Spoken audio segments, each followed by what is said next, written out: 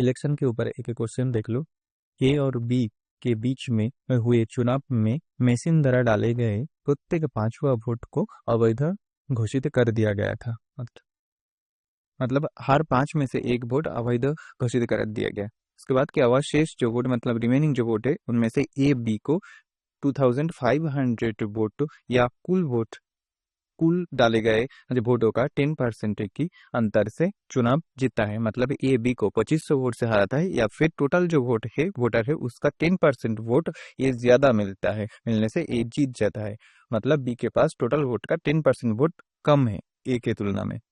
तो क्या बोला है, यदि 90% अवैध वोट बी के पक्ष में होता तो चुनाव का परिणाम क्या होता। तो देख लो, समझ लो पहले क्या बोला है। मशीन द्वारा डाले गए हर 5वां वोट में से एक वोट अवैध करार दिया गया। मतलब एक वोट, हर 5 वोट में से एक वोट अवैध है। मतलब कितना परसेंट अवैध है? 20% अवैध वोट है।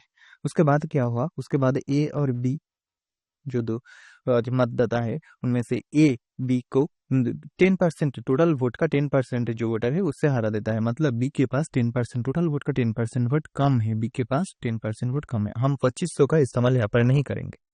अब क्या बोला है, उसके बाद बोला है अगर जो अवैध वोट है उनमें से अगर 90% वोट बी को मिल जाए, उनमें से 90% मतलब कितना होगा इसका, अगर हम 90% निकाले तो यहाँ पर आता है 18%। तो बोला है अगर 18% वोट अगर बी को मिल जाए, मतलब 18% अभी अगर बी को अगर मिल जाए तो बी के पास कितना वोट ज्यादा हो जाएगा, बी के पास 8% वोट ज्यादा हो जाएगा।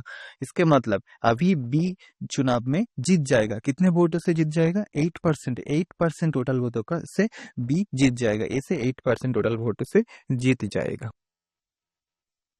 हमने यहाँ पर जो 2500 वैल्यू दिया था उस डेटा का हमने कोई इस्तेमाल नहीं किया। हमने यहाँ पर जो परसेंट दिया था उससे क्वेश्चन को सॉल्व किया है। इससे क्वेश्चन का सोल्यूशन आसान आया है।